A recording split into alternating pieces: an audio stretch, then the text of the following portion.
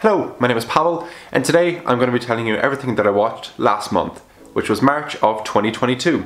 I'm just back from work, so I have my work top on, but I have changed the bottoms, so I will show you that in a second. Yes, I'm wearing Christmas bottoms in end of March, April technically when you're watching this, but we'll pretend that we're still in March. And I got a massive pint of iced coffee and an iced caramel coffee, and I'm just gonna talk about everything that I watched last month, relax, cause I'm just back from work and I want to chill. I'm gonna sip this, and yeah, let me tell you everything that I watched last month. I watched 14 things, I believe, and I've probably made videos about all of these things, but if you kind of want everything that I've spoken about in all the videos combined into one, this is the chilled version of all that, and it's not going to be very formal or anything along those lines. So yeah, let's get on with it. I also have my phone here with my list, and yes, I use IMDb over Letterboxd. Sue me. So the first thing that I watched was Alfred Hitchcock's Psycho. You've definitely never heard of this movie. I'm basically doing this series where I watched like movies from a big bucket list poster, and Psycho was the thing that was picked out of their roulette. And I really enjoyed it. Like, the one thing I just did not understand about this movie is what sort of psycho goes into the shower and then turns on the water. Do you not turn on the water, let it get a little bit hot, you know, find the right temperature, dip the hand in and then walk in? Anyway. Aside from that, I can't believe it took me this many years of pretending that I love movies to actually watch Psycho. You know what Psycho is about. I'm not going to keep telling you anything else about this movie. If you haven't seen it, like me, definitely give it a watch. It was amazing. I loved it. So the next movie I watched was on Netflix and was called Plus One. The synopsis for this movie reads: longtime single friends Ben and Alice agree to be each other's plus ones at every wedding they've been invited to. Okay, the concept for this to me kind of intrigued me. I was like, okay, this sounds kind of interesting. I just hope they don't take the safe route where both of these partners, that both Ben and Alice just don't fall in love together. And spoiler, they do. And you know what, this is just a typical generic standard movie. The premise was quite interesting, but the execution and everything just, I don't know, it was a little bit cheesy at times. Not the best. So yeah, it was okay. The next movie I watched was Hail Caesar. The synopsis for this film reads: a Hollywood fixer in the 1950s works to keep the studio stars in line. I fucking love this movie. I was quite shocked when I checked IMDb and this movie got a 6.3. The cast was beautiful. The weird music numbers in this were amazing, and the general principle and direction, and kind of like having the brain to actually make something like this, to me is so fucking impressive. I would definitely watch it again. I know it's directed by the Coen brothers, and it's just something, they are people that I've not really dived into much, so I would definitely like to watch more of their movies. I definitely have seen their stuff, but I just didn't realize that they directed it. This is a very entertaining watch, and it's on Netflix. It's quite short, so if you want a little bit of a hectic, crazy time with a beautiful cast, definitely watch this movie. The next movie I watched was the iconic red pill, blue pill, The Matrix, and I really fucking loved it. Saying this is also part of my bucket list movie series. I probably won't even have them videos uploaded by the time I upload this one. I really fucking loved it. As I mentioned in that little quick review, it's so funny to see like how this movie shaped the discourse of manipulating like vulnerable people, being like, hey, we can get past this world that we're living in that's a simulation, and you are the chosen one, Neo. You, if you give me $5,000, I will get you the life you deserve, with ladies and money and stuff like that. So yeah, definitely very interesting. I've heard mixed reviews, mostly negative ones, regarding the sequel, and I think there's a third movie. There's a fourth one that came out recently, right? You know what The Matrix is, and if you haven't seen it, watch this cultural classic, because it took me this long, and don't be me. The next movie I watched was a short film by Bong Joon-ho called White Man. I think it was actually meant to be called White Collar Man, but the translation was a bit iffy. The synopsis for this movie reads: the story of one man's unusual reaction to discovering a severed index while on his way to work. Literally, this movie is so straightforward. It's like 20 minutes. This man is going to work and he finds an index finger and he's like, I am fascinated with this. And I know it's a social commentary between like the blurred lines of white collar workers and blue collar workers. It's definitely very enjoyable, and I always think, would I be able to make this sort of movie if this was my first? You know, maybe if I was like something going on in my head and I was like, yeah, I'm gonna get fascinated with this weird object, I would never pick a finger, but I'm glad he did. This is executed so nicely, and the ideas of like class struggle and this one man's obsession playing the main character like he thinks he is the main character in this short film I know he technically is, but you know what I mean. It's so fascinating. It's so fucked up. Like, there's a scene where he takes the index finger and plays the guitar with it, and then at the end he just chucks it to a dog. Watch it. It's on Netflix. Sorry, it's not on Netflix. It's on YouTube. You won't regret it. Definitely watch it. It's so nice to see where these people start, you know? But then, the next movie I watched was a short. It was Quentin Tarantino's first short film, and that was called My Best Friend's Birthday. And now this movie, this is the movie I just did not like. I think this is my least liked movie on the list. Well, maybe. I'm not too sure. Let me just sip this one sec. Do I have like a mustache?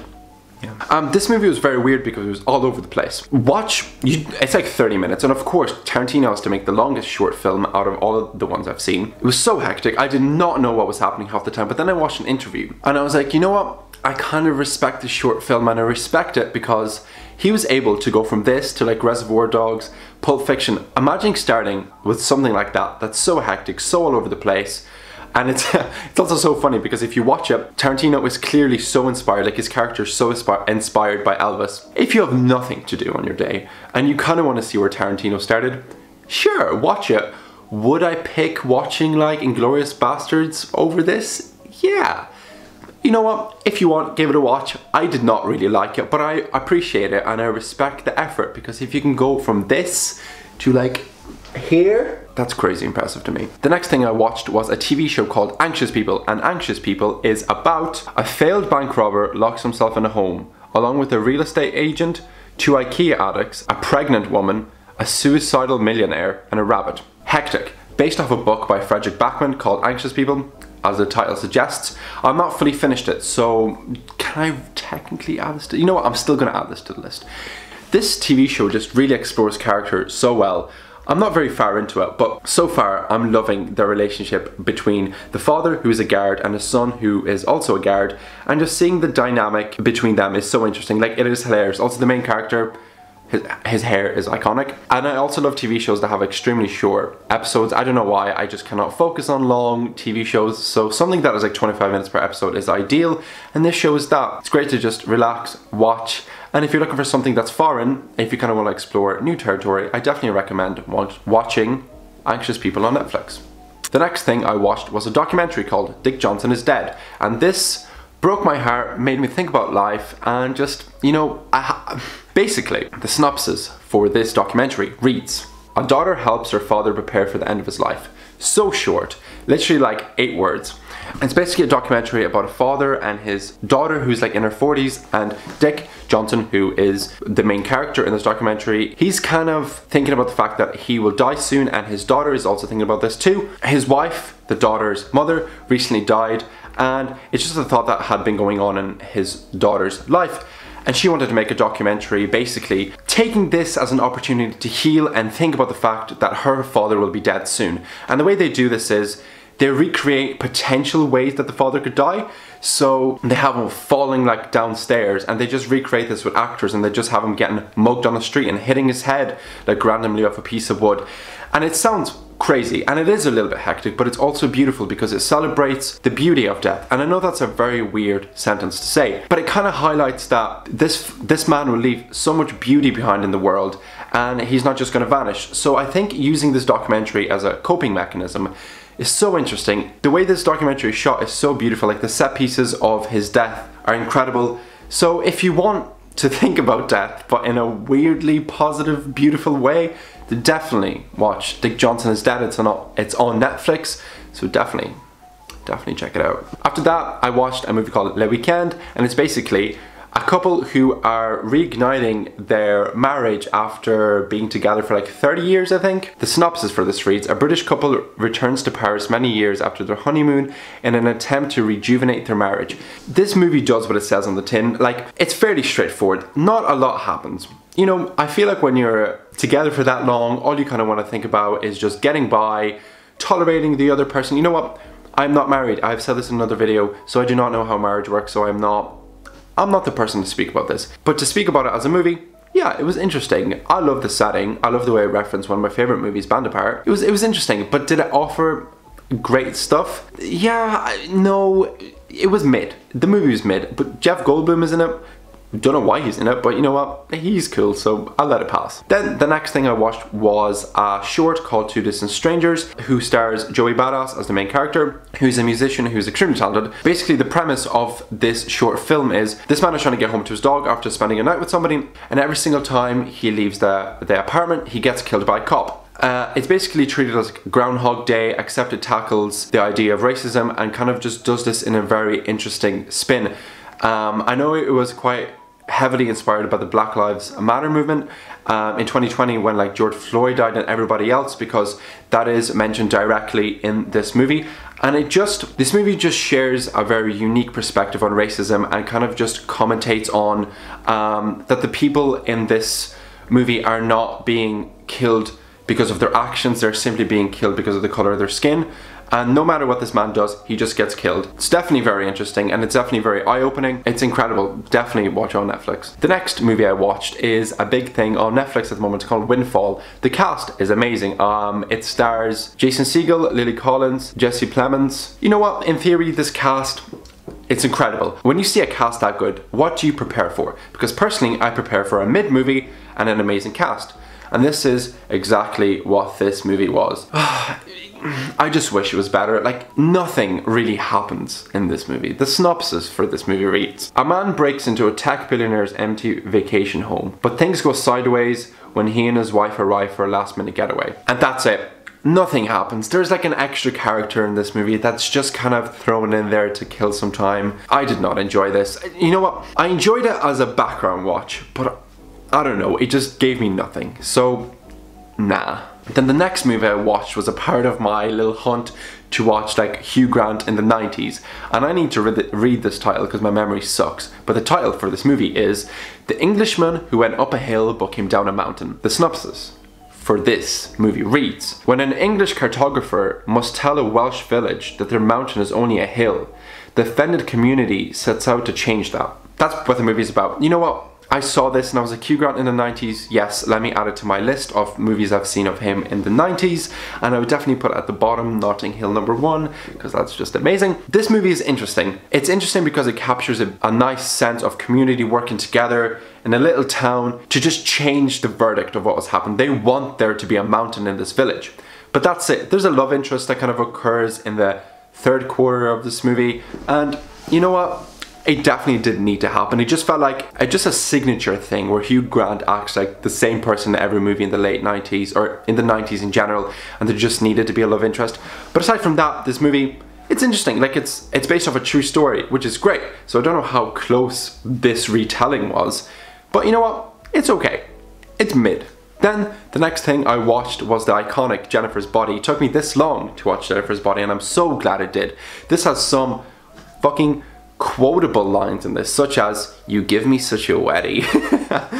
It's hilarious. Like, if you do not take this movie entirely serious, you will have such a great time. Like, I understand why this movie has such a great cult following.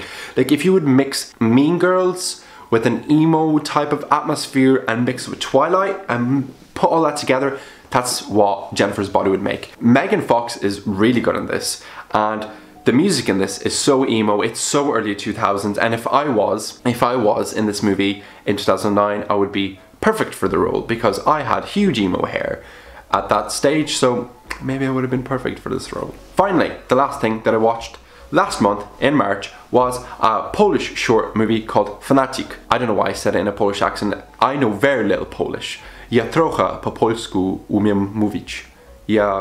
I do not know if I said that correctly, but I basically tried to say I can only speak a little bit of Polish. But basically this movie is very interesting. I loved this short film. This short film is basically about a man who's obsessed with fishing. Like, everything he does in life is about fishing. And his son and his family kind of, you know, he does not care about them, and they just have to deal with the fact that their dad is ruining all their lives by fishing.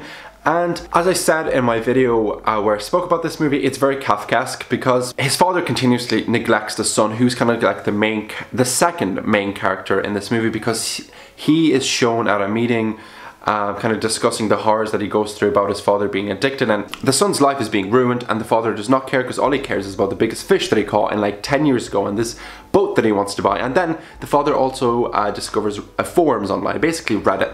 And when he finds Reddit, he just goes crazy. You know, he takes everything super personally, and he's like, how dare you say this about my fucking fish? And he even has a mustache like a catfish. You know what?